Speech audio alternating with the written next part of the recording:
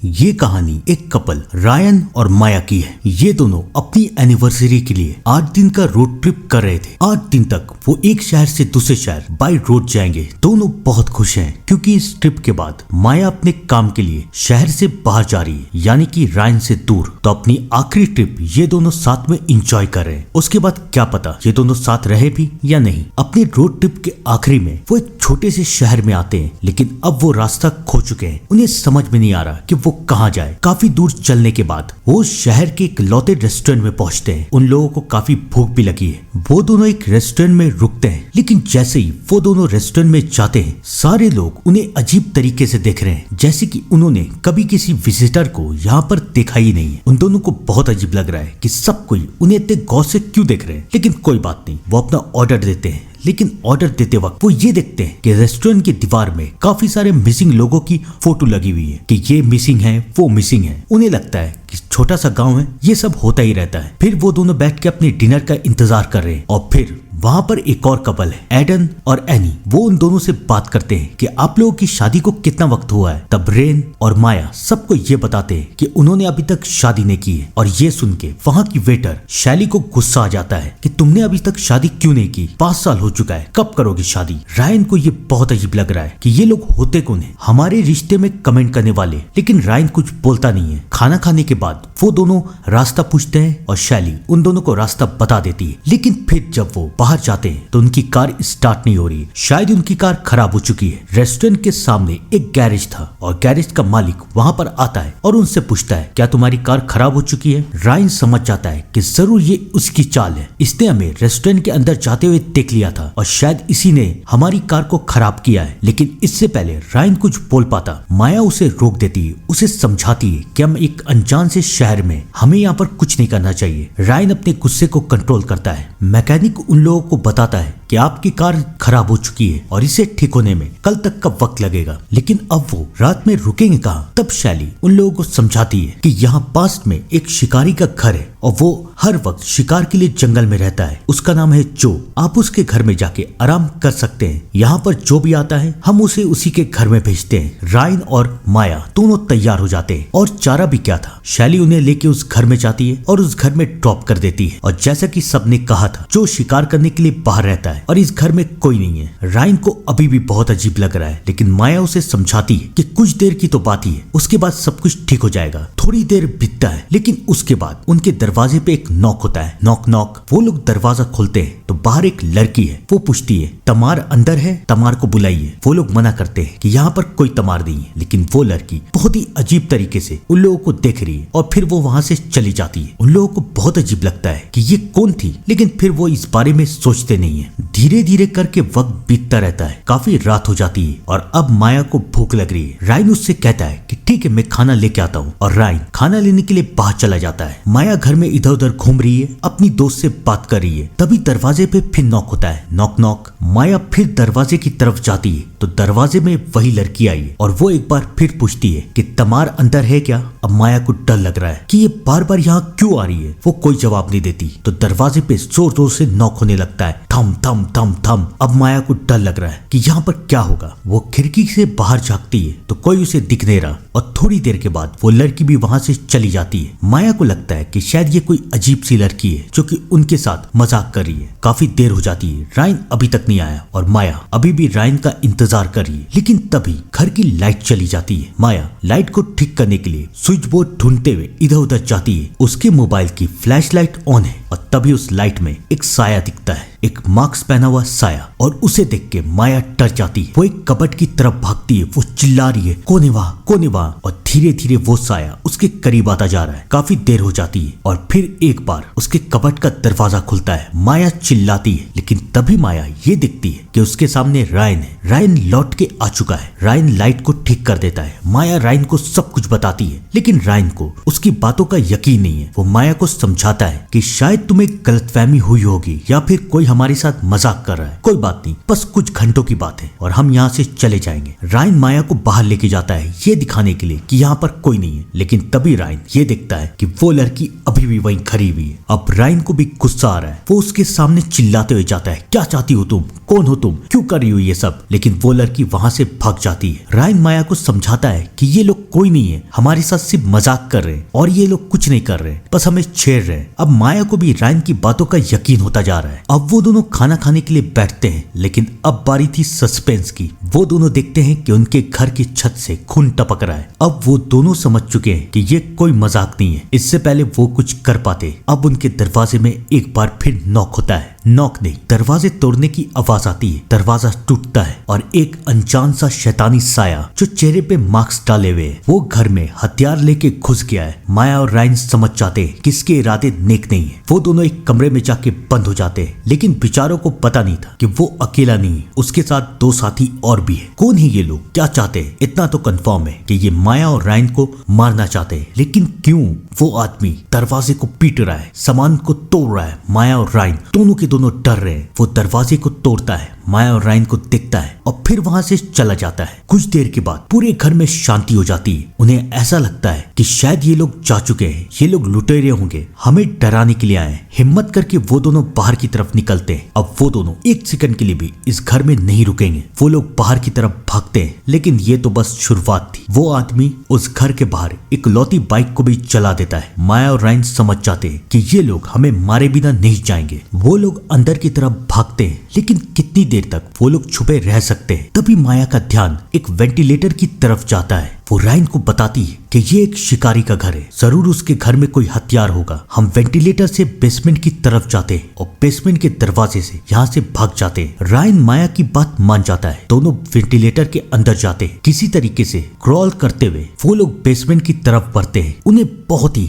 हल्के हल्के जाना था, क्योंकि उनके जस्ट ऊपर एक नहीं, दो नहीं, बल्कि तीन तीन कातिल थे, जो कि उनकी एक हल्की सी आवाज में उन दोनों को जान से मार सकते थे। किसी तरीके से वो दोनों बेचारे बेसमेंट में पहुंचते हैं। सामने बहुत अंधेरा है और बाहर वो शैतान है। रायन समझ जाता है कि अगर उसके पास कोई हथियार नहीं हुआ तो वो इसका सामना नहीं कर पाएगा। वो माया से कहता है कि तुम यहीं रुको, मैं कोई हथियार ढूंढ के लाता हूँ। रायन कुछ ढूंढने के लिए वहां से जाता है और माया वहां अकेली। और इसी वक्त माया के ऊपर वो शैतान हमला कर देते हैं, लेकिन अब रायन को गन मिल चुकी है। रायन गोली चला देता है और वो शैतान वहां से भाग जाते हैं। किसी तरीके से हिम्मत करके वो दोनों बाहर की तरफ निकलते हैं और रायन उस शैतान का एक साया दिखता है। उसे लगता है यही अच्छा मौका है और वो गोली चला देता है। लेकिन जैसे ही वो उस साए की तरफ बढ़ते हैं, उन्हें पता चलता है कि ये वो शैतान नहीं बल्कि जो था, जो अपने घर आया था और रायन ने गलती से उसे मार दिया। रायन सदमे में चला जाता है कि उसने एक निर्दोष को मार दिया, लेकिन माया उसे समझाती है कि हमें यहाँ से भागना है। किसी तरीके से वो लोग भागते हैं। अब उनके पास जो की गाड़ी थी, वो जो की गाड़ी में बैठते हैं, लेकिन इससे पहले वो यहाँ से निकल पाते, वो शैतान उनकी गाड़ी को टक्कर मारता है। उसका प्लान बहुत सिंपल सा है, वो उन्हें दबा के मारना चाहता है। रायन का पैर गाड़ी में अटक चुका है। वो माया को कहता है भागो यहाँ से, प्लीज भागो। माया जाना नहीं चाहती,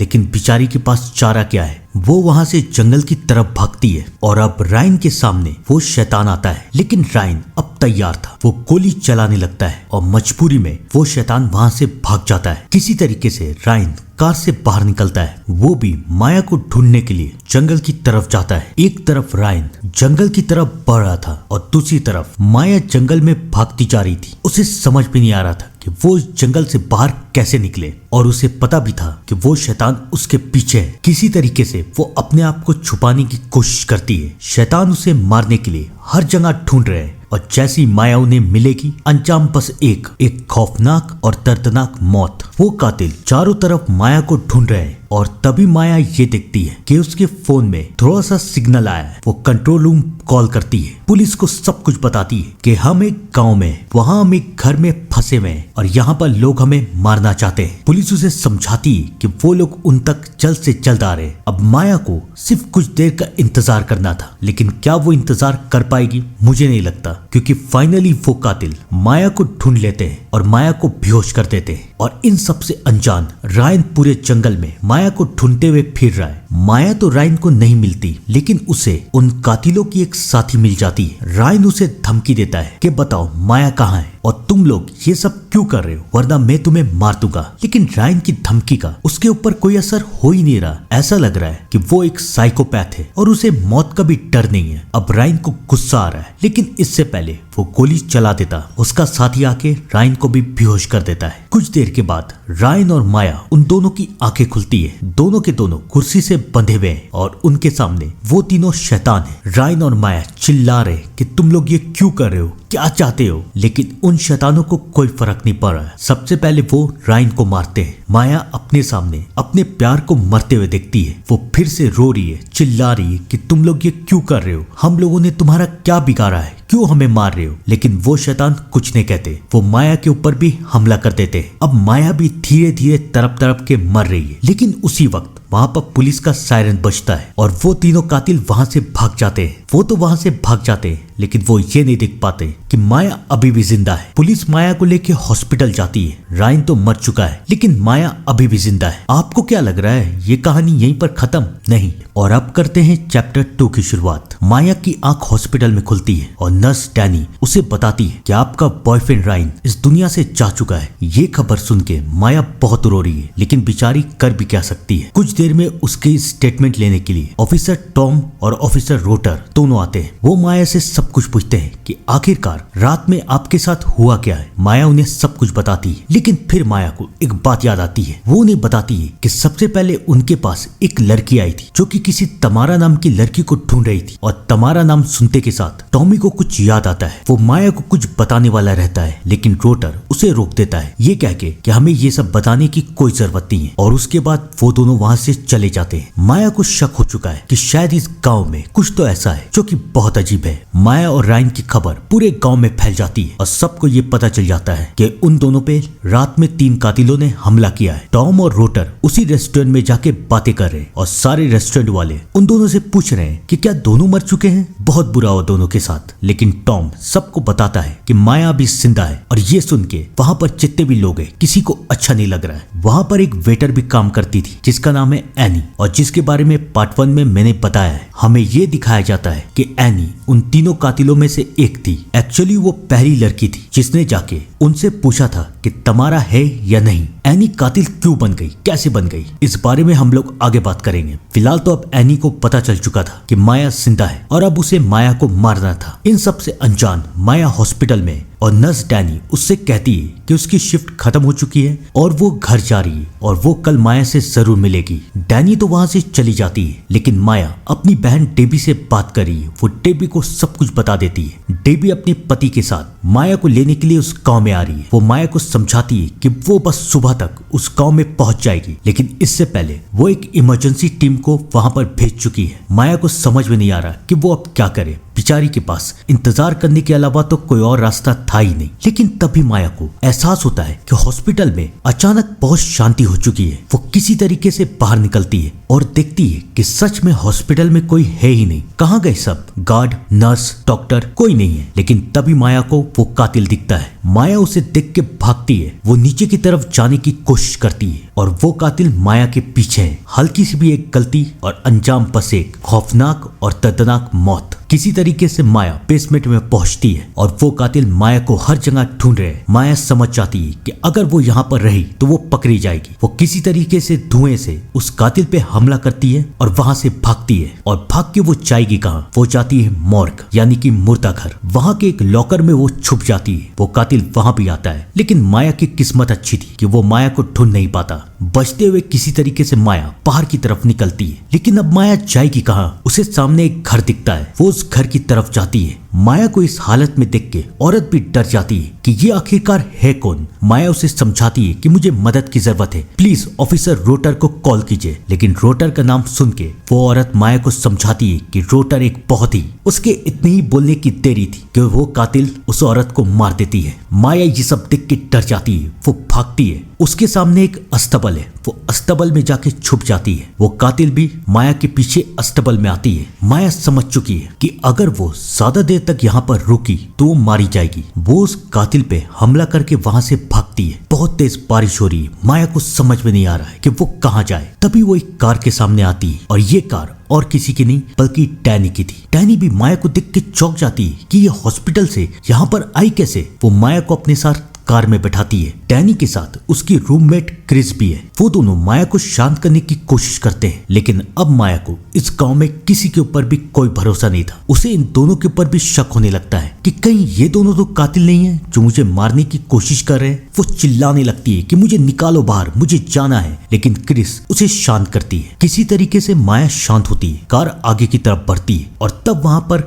उन दोनों के दो दोस्त ग्रेग और वेन आ जाते हैं। वो दोनों भी कार में बैठते हैं और अब माया का शक धीरे धीरे यकीन में बदलता जा रहा है कि जरूर यही सब कातिल है और ये सब अब मुझे घेर के मारने वाले। ये मुझे कहीं ले जाएंगे और मुझे मार देंगे। अब माया एक पल भी वहां रुक नहीं सकती थी। वो गाड़ी से मेडिकल किट निकालती है और चलती गाड़ी से कूद जाती है। ये देख के सब कोई हैरान हो जाते हैं। माया जंगल में जाके छुप जाती है। वो सब माया को ढूंढते हुए जंगल की तरफ आते हैं, लेकिन माया दूर दूर तक कहीं भी नहीं है। मजबूरी में वो लोग चले जाते हैं। अब ये खबर पूरे गांव में फैल जाती है कि माया हॉस्पिटल से भाग चुकी है। ऑफिसर टैमी रोटर से कहता है कि क्या हम लोग FBI को इन्वॉल्व करें और फोर्स बुलाएं, लेकिन रोटर टॉमी को मना कर देता है। टॉमी को भी शक होता है कि आखिरकार रोटर ये कर क्यों रहा है, लेकिन खैर इस बारे में आगे बात करेंगे। और जैसा कि मैंने आप लोगों को बताया कि पूरे गांव में ये खबर फैल चुकी थी कि माया जंगल में है और ये बात उस कातिल को भी पता चल चुकी थी। और अब उसने माया के शिकार के लिए अपने पालतू को भेजा, जिसे उसने ट्रेन किया था लोगों को मारने के लिए। माया इन सारी बातों से अनजान थी। वो बहुत घायल थी, डरी हुई थी। उसे बस इस गांव से बाहर निकलना था, लेकिन वो बेचारी निकलेगी कैसे। वो पालतू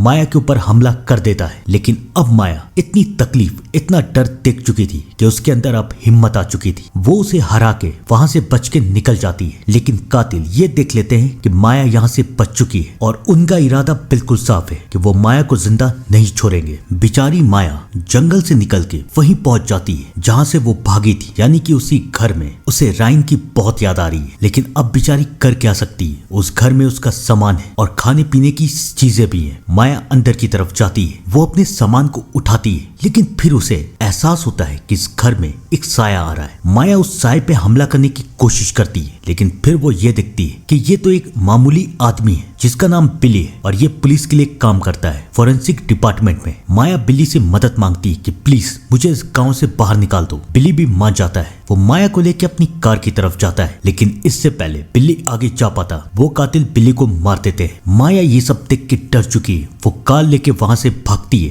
लेकिन वो कातिल कार पे हमला कर चुके हैं। कार कितने आगे तक जाएगी। आखिरकार कार का एक्सीडेंट हो जाता है। माया घायल है। उसे समझ में नहीं आ रहा कि वो क्या करे। वो बेहोश हो रही है, लेकिन बेहोश होने से पहले वो एक दरवाजे पे जाके नॉक करती है। नॉक नॉक, और उसके पास माया बेहोश हो जाती है। लेकिन बेचारी माया जानती नहीं थी कि ये घर और किसी का नहीं बल्कि टैनी का है। जब माया की आंख खुलती है तो वो ये देखती है कि उसके सामने टैनी, क्रिस, ग्रेग और वेन चारों है। माया को अभी भी इन चारों के ऊपर शक है कि शायद यही चारों कातिल हैं और ये मुझे मारना चाहते हैं। बाकी तीन तो सही थे, लेकिन उनमें से ग्रेग ऐसा था जो कि माया के साथ बहुत ही अजीब बिहेव कर रहा था और उसे बार बार देख के माया को शक हो रहा था कि ये तो पक्का कातिल होगा ही। लेकिन बाकी सब माया को समझाते हैं कि ग्रेग एक अमीर बाप का बेटा है, तो उसे लगता है कि ये पूरा गाँव उसने खरीद लिया है। लेकिन वो दिल का बुरा नहीं है, उसकी बातों का बुरा मत मानना। माया सारी बातें सुन रही थी, लेकिन अब उसे किसी के ऊपर भी यकीन नहीं था। वो अपनी बहन से बात करती है तो उसकी बहन उसे बताती है कि इमरजेंसी वाला उस गांव में पहुंच चुका है, तुम बस अपनी लोकेशन भेज दो। माया अपनी लोकेशन उस इमरजेंसी वाले को भेज देती है और हमें दिखाया जाता है कि वो इमरजेंसी वाला उसी गैराज में जाता है जिस गैराज में माया और रायन की गाड़ी थी। वो उस गैराज के मालिक से माया की लोकेशन का पता पूछ रहा है और वो मालिक बहुत ही गुस्से में उसे देख रहा है। क्या हुआ उसके साथ ये तो हमें बाद में पता चलेगा। कहानी हमें एक बार फिर से माया की तरफ लेके जाती है। ग्रेग एक बार फिर से माया से बात करने के लिए आया और वो माया को कांग्रेट्स करता है कि आखिरकार तुम एक लौती इंसान हो जो इस सब से बच चुकी हो, यानी कि ये सब पहले भी हुआ है। तब ग्रेग माया को बताता है कि इस गांव में जो भी आता है वो जिंदा जाता नहीं। पिछले कुछ सालों में इस गांव में 10 से 15 लोग मारे जा चुके हैं जो इस गांव में किसी कारण से आए थे, घूमने के लिए या फिर फंस के। बस तुम एक लौती हो जो कि बच चुकी हो और अभी तक जिंदा, लेकिन कब तक रहोगी ये किसी को नहीं पता। ग्रेग की बातें सुन के माया को अब शक होता जा रहा है कि शायद यही कातिल है। इससे पहले ग्रेग और माया के बीच में और बातें हो पाती, ग्रेग को क्रिस बुला लेती है। ग्रेग तो वहां से चला जाता है और माया खिड़की से देखती है कि ग्रेग घर से जा रहा है। अब माया को बहुत डर लग रहा है। वो सारे दरवाजे लॉक कर देती है ताकि इस कमरे में कोई नहीं आए। उसका मिशन साफ था कि एम्बुलेंस लेके मेडिकल वाला यहाँ पर आएगा और माया उसके साथ इस गांव को छोड़ के चली जाएगी। लेकिन क्या ये सब इतना आसान है? आइए जानते हैं। माया के दरवाजे पे नॉक होता है। Knock knock. माया पूछती है कौन है? क्रिस, डैनी, कौन हो? लेकिन सामने से कोई जवाब नहीं आ रहा और फिर माया के ऊपर हमला होता है। माया समझ जाती है कि उसके ऊपर कातिल हमला कर रहे हैं, यानी कि उसका शक सही था। क्रिस और डैनी और कोई नहीं कातिल है, सब के सब कातिल है और वो उसे मारना चाहते हैं। किसी तरीके से माया दरवाजा बंद करके रखती है। थोड़ी देर के बाद सब कुछ शांत हो जाता है। कहाँ गए सब के सब? माया हिम्मत करके दरवाजे को खोलती है, लेकिन जब वो बाहर की तरफ जाती है तो वो ये देखती है कि क्रिस, डैनी और फेन तीनों के तीनों मर चुके हैं। यानी कि ये तीनों कातिल नहीं थे तो था कौन? माया के पास इतना सोचने का वक्त है ही नहीं, क्योंकि वो कातिल माया के ऊपर दोबारा हमला करते हैं। माया बाथरूम में बंद हो जाती है। वो कातिल दरवाजा तोड़ने की कोशिश कर रहे, लेकिन माया खिड़की से बाहर निकल जाती है। उसे दिखता है कि यहाँ पर एम्बुलेंस आ चुकी है, लेकिन वो मेडिकल वाला मर चुका है। अब माया कुछ नहीं सोचती, वो बस एम्बुलेंस की तरफ भागती है। किसी तरीके से वो एम्बुलेंस में पहुंचती है और चिल्लाती है जल्दी चलाओ, जल्दी चलाओ। लेकिन बेचारी माया को पता नहीं था कि उस कातिल ने उसके ड्राइवर को भी मार दिया है और अब माया एम्बुलेंस में उस कातिल के साथ है। वो कातिल माया के ऊपर हमला करने की कोशिश करती है और माया लड़ती है और फाइनली माया उस कातिल को मार देती है। अब माया एम्बुलेंस चलाते हुए वहां से भागती है, लेकिन वो कातिल अभी भी जिंदा है। वो माया के ऊपर हमला करती है और एम्बुलेंस का एक्सीडेंट हो जाता है। माया तो बच जाती है, लेकिन वो कातिल शायद मर जाती है। एक पल तो माया ये सोचती है कि वो इसका मास्क हटा के देखे कि आखिरकार ये है कौन, लेकिन उसके पास इतना वक्त है नहीं। उसे अब यहाँ से भागना है। वो वहां से भाग जाती है और कुछ देर में वो दोनों कातिल भी वहां पर आते हैं। वो उस कातिल को देखते हैं, उसका मास्क उतारते हैं और वो और कोई नहीं बल्कि एनी है, जैसा कि हमें शुरुआत में बताया गया था। और वो कातिल याद करता है कि कब पहली बार बचपन में उसकी और एनी की मुलाकात हुई थी। वो दोनों सबसे अलग थे, ना किसी से बात करते थे, ना किसी से दोस्ती करते थे। लेकिन एक बार एनी ने ये देखा कि एक लड़की इसके दोस्त के साथ खेल रही है और उस लड़की का नाम था तमारा। एनी को ये पसंद नहीं आया और उसने तमारा को रास्ते से हटा दिया और तब से लेकर अब तक ये दोनों दोस्त हैं। एक कातिल तो सामने आ चुका है, वो और कोई नहीं बल्कि एनी थी और ये सब माया भी छुप के देख रही है। लेकिन बाकी दोनों कातिल कौन है ये अभी तक किसी को नहीं पता। और यहाँ पर होती है पार्ट 2 की कहानी खत्म। अब इंतजार है पार्ट 3 का। आप लोग भी कमेंट में जरूर बताइएगा कि आपको पार्ट 3 का कितनी बेसब्री से इंतजार है। तब तक के लिए thank you and good bye.